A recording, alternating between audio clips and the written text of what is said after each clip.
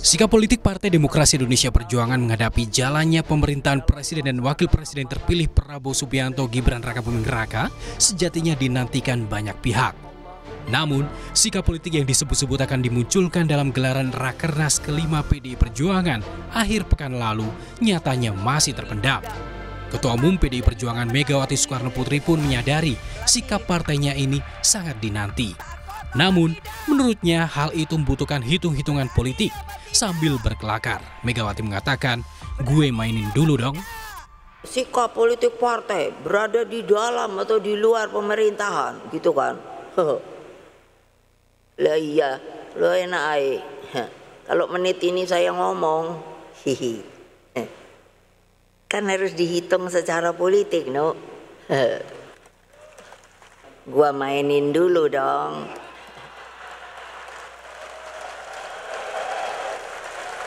Setuju gak? Sip. Hehe. Merespon pidato Megawati, pada penutupan Rakernas kelima PDIP, Partai Gerindra menganggap partai berlambang banteng moncong putih itu akan memainkan perannya sesuai dengan kebijakan pemerintah yang perlu dikritik atau didukung. Pidato Ibu Megawati, kami justru melihat bahwa yang beliau sampaikan dalam konstitusi kita tidak dikenal yang namanya oposisi, ya. Tapi di dalam atau di luar pemerintahan, dan sampai saat ini sepertinya belum diputuskan bahwa mereka akan di dalam atau di luar pemerintahan. Tetapi perlu digarisbawahi, dua posisi tersebut adalah posisi yang dipandang rekan-rekan tersebut sama-sama mulia, ya. Jadi kalau ada kebijakan pemerintah yang baik, terlepas mereka di dalam atau di luar pemerintahan, mereka yang saya dengar akan support. Dan kalau ada kebijakan pemerintah yang kurang baik, mereka akan kritik, akan kasih masukan secara elegan. Itu informasi yang kami dapatkan.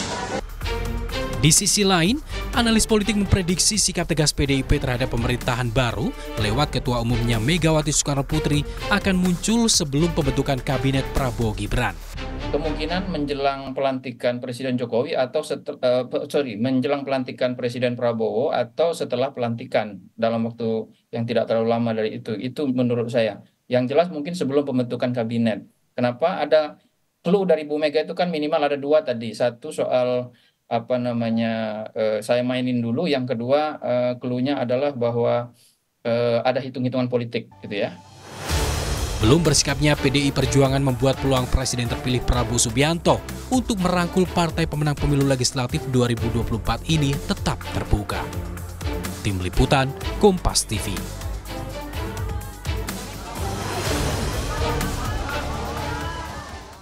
Saudara, dua kalimat pamungkas dari Ketua Umum PDI Perjuangan Megawati Soekarnoputri menjawab pertanyaan publik soal sikap partainya terhadap pemerintahan yang baru di bawah Presiden dan Wakil Presiden terpilih Prabowo Subianto Gibran Rakabuming Raka. Dua kalimat itu semua harus ada hitungan politiknya dan gue mainin dulu dong. Lalu apa makna dari dua kalimat pamungkas Megawati di penutupan Rakernas kelima PDI Perjuangan akhir pekan lalu? Kami akan bahas bersama dosen ilmu politik FISIP UI yang juga Direktur Algoritma Research and Consulting Aditya Perdana. Selamat sore Mas Adit. Mas Adit, jadi makna dua kalimat itu apa Mas kalau yang Anda baca? Apakah ini cywar dari Bu Mega? Ya, saya pikir ini adalah satu clue yang untuk menandakan bahwa ada peluang-peluang yang masih terbuka lebar, meskipun banyak pihak, banyak analis yang mengatakan bahwa kemungkinan sikap oposisi yang diambil oleh PDIP itu akan diarahkan seperti yang kita lihat ya. Tapi artinya memang peluang itu masih bisa terbuka lebar untuk bisa bergabung di dalam pemerintah atau tidak. Jadi di dalam konteks gue mainin itu untuk mengatakan bahwa apapun bisa terjadi, Mas. Peluang itu masih bisa terbuka lebar. Jadi dan tidak ada pretensi apapun untuk mengatakan bahwa PDIP tutup pintu terhadap peluang untuk masuk di dalam pemerintahan. Saya pikir itu yang kesan itu yang kita baca ya dari apa yang disampaikan Bu Mega. Tapi kalau analisis politik lainnya sebelum Prabowo Gibran nantinya memilih kabinet, tapi ini dimainin dulu seperti itu Mas. Apa sih sebenarnya yang dimainin? Yang dimainkan itu dalam konteks bahwa orang masih berkalkulasi dalam konteks apakah PDIP itu masuk atau di luar di dalam pemerintahan. Jadi orang masih menduga-duga gitu ya.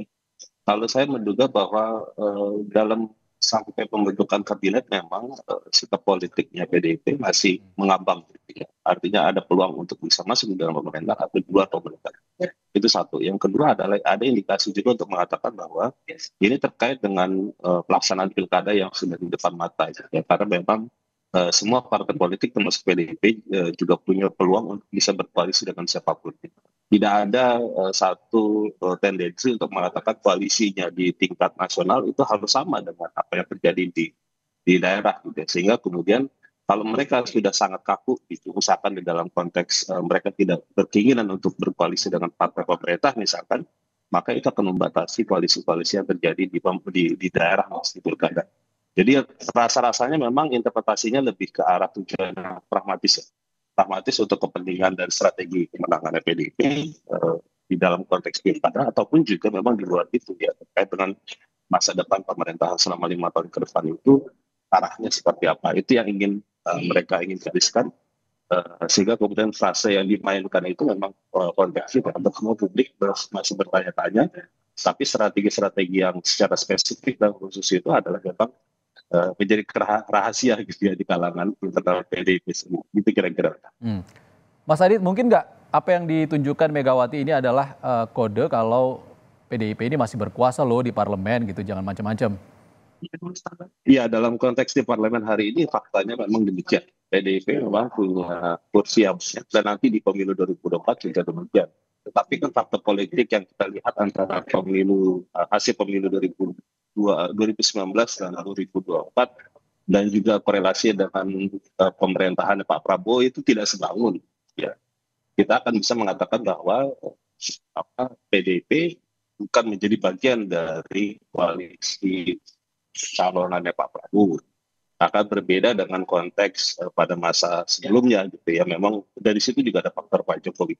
Jadi artinya ini dua hal yang meskipun PDIP itu menjadi partai yang punya kursi yang banyak, gitu ya, tetapi peran mereka dalam dua masa pemerintahan dan juga sisa bulan masa pemerintahan Pak Jokowi, ya, sisa beberapa 6 bulan ke depan itu berbeda jauh, gitu ya. Artinya dalam konteks itu realitas politik mereka sikap politik bisa berubah.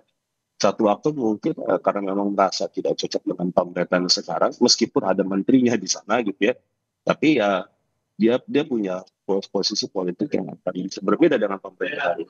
Jadi jadi dalam pandangan PDIP, menurut pandangan saya juga, gitu ya, itu tidak sebangun, gitu ya, bahwa itu harus konsisten berada menjadi bagian dari pemerintah. Itu yang saya lihat, ya, Mas. Karena kecenderungan itu kan terlihat setelah pemilu bulan Februari lalu, hasilnya sudah ditetapkan dan punya kecenderungan sikap politik PDIP, ya, karena di situ ada faktor Pak Jokowi yang menurut mereka melanggar internal mereka, maka itu kemudian menjadi penghalang mereka untuk menjadi bagian dari pemerintahan Pak Prabowo misalkan ke depan. Kira-kira demikian. Mas Adit, Anda juga menyebut kalau PDIP kan memang masih partai pemenang pileg. Lalu sebesar apa sih pengaruh PDIP ini terhadap pemerintahan nanti? Ya, saya pikir kalau misalkan kursi mereka setelah nanti hasil MK diputuskan itu kan kisaran di atas 17% atau mungkin 18%, itu termasuk besar, kan. Jadi kalau misalkan kita punya hitungan kalkulasi, kalau seandainya partai pemerintah itu, koalisi pemerintah itu di atas 75% atau 70%, maka relatif memang dominasi pemerintah kuat. Tetapi kalau dibandingkan dengan kondisi yang sekarang, gitu ya, yang di mana pemerintahan Pak Jokowi itu hanya menyisakan satu partai yaitu PKS, ya, artinya dominasinya itu kan sekitar hampir 90%, Mas. Jadi kita punya ekspektasi bahwa meskipun nanti PDIP itu relatif besar, gitu ya, kursinya, tapi ini akan membawa check and balances di dalam parlemen di legislatif itu relatif jauh lebih baik ketimbang misalkan pada masa-masa sekarang, gitu ya, yang kalau kita lihat susulannya itu kan di dalam pemerintahan itu hampir sekitar 85% atau bahkan 90%.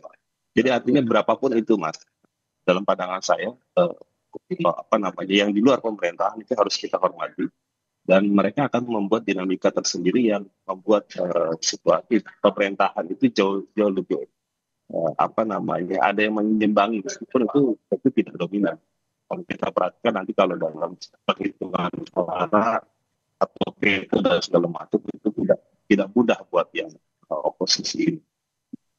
Oke, Mas Adit, Prabowo Gibran, presiden dan wakil presiden terpilih baru akan dilantik nanti Oktober, dan juga itu ada jarak yang tidak terlalu jauh dengan pilkada serentak November 2024. Ini pengaruhnya seperti apa, Mas Adit? Ya, memang kan kondisinya yang ditentukan itu beberapa bulan ke depan, karena rekomendasi partai politik ya itu kan akan menentukan pembentukan koalisi partai politik di seluruh pilkada. Itu akan terjadi di bulan Agustus.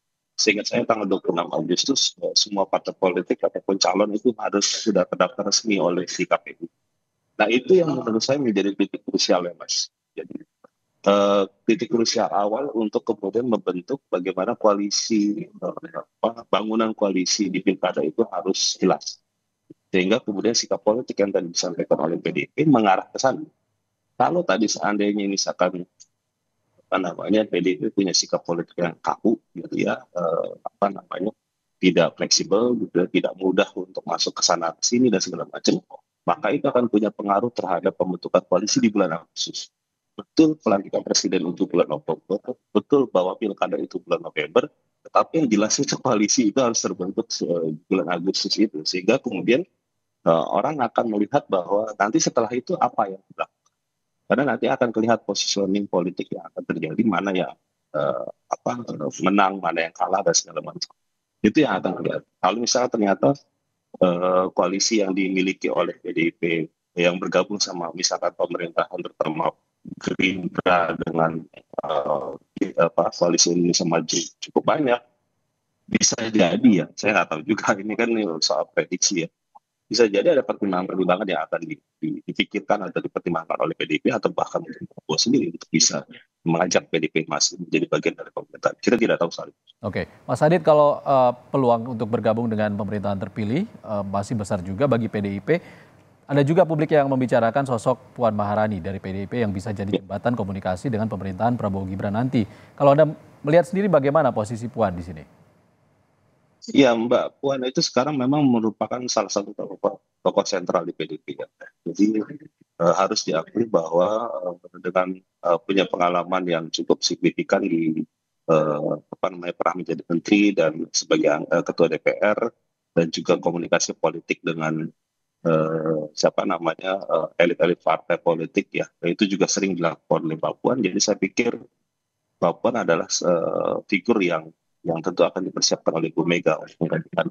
Itu sudah disebutkan kemarin ya secara bercanda gitu ya, tetapi itu adalah bentuk clue-nya juga gitu ya, untuk mengatakan bahwa regenerasi PDIP mungkin akan terjadi dalam waktu dekat. Kita nggak tahu itu apakah benar atau tidak. Yang kedua adalah dengan konteks kemampuan dan kapasitas Mbak Puan hari ini, mungkin saja kenyamanan para elit politik ya terhadap Mbak Puan dalam berkomunikasi dan segala macam itu juga menjadi faktor bisa jadi menguntungkan bagi PDIP kalau saat ini mereka punya sikap politik menjadi bagian dari pemerintahan Pak Prabowo. Jadi ada nilai plusnya juga di situ yang kemudian menambah modal gitu PDIP agar peluang menjadi bagian dari pemerintahan itu ada terbuka. Oke, Mas Adit, opsinya kan ada dua. Kalau tidak jadi bergabung dengan pemerintahan terpilih, nantinya PDIP akan berada di luar pemerintahan menjadi oposisi. Kira-kira PDIP akan survive nggak sih jika nantinya jadi pejuang tunggal di oposisi di parlemen? Ya, saya pikir PDIP tidak tunggal. Ada partai lain yang juga sebenarnya sudah punya posisi yang kita akan tunggu nanti, yaitu PKS. Ya, jadi mungkin dugaan saya ada dua, PDIP dan PKS yang akan berada di luar pemerintahan. Nah, tetapi pertanyaannya kemudian adalah kita semua bertanya-tanya memang apakah kemudian yang di luar pemerintahan atau oposisi ini itu akan. Anda melihatnya PDIP bisa bekerja sama dengan PKS, Mas Adit, kalau berada di luar pemerintahan? Saya pikir agendanya jelas. Kalau di luar pemerintahan, kalau mereka duduknya tidak bisa punya pandangan yang sama, pasti akan bisa duduk bareng gitu, karena kepentingannya sama gitu. Tapi masalahnya gini Mas, masalahnya adalah apakah dua partai ini akan bertahan selama 5 tahun atau tidak untuk menjadi oposisi. Nah itu ya pertanyaan penting yang menurut saya juga perlu untuk kita lihat selama ke depan gitu ya. entah tiba-tiba di tengah jalan atau dalam beberapa bulan ke depan gitu ada yang sudah gabung di dalam pemerintahan atau bergonta-ganti dan segala macam, kita tidak tahu. Jadi saya menduga begitu. Jadi bukan hanya tunggal, mungkin ada temannya. Tapi teman yang satu ini kan kita belum lihat ya punya sikap resmi yang seperti apa terkait dengan itu. Kita tunggu saja Mas. Oke. Masih ada kemungkinan dalam beberapa bulan ke depan seperti apa sikap politik dari PDI Perjuangan, kita akan nantikan bersama. Terima kasih Aditya Perdana, Direktur Algoritma Research and Consulting, sudah berbagi pandangan bersama kami di Rumah Pemilu. Terima kasih Mas Adit. Terima kasih juga Mas.